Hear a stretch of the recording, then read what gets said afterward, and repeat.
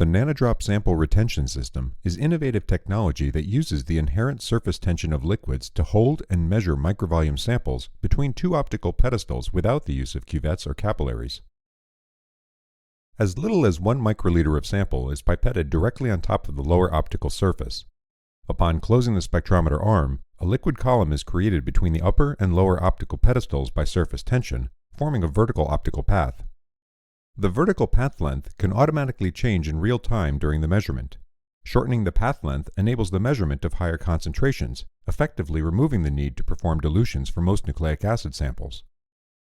Furthermore, the sample retention system expedites the experimental process with a fast cleanup, which consists of simply wiping the optical surfaces with a laboratory wipe.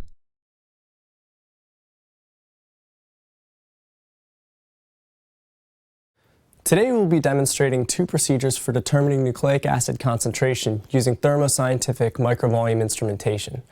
The first protocol is a direct nucleic acid measurement using the Nanodrop 2000C spectrophotometer. The second protocol is an indirect fluorescence nucleic acid measurement using the Nanodrop 3300 fluorospectrometer.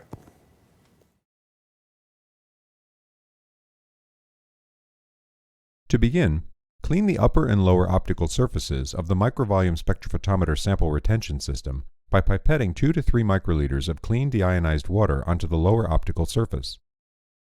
Close the lever arm, ensuring that the upper pedestal comes in contact with the deionized water. Lift the lever arm and wipe off both optical surfaces with a clean, dry, lint-free lab wipe. Next, open the Nanodrop software and select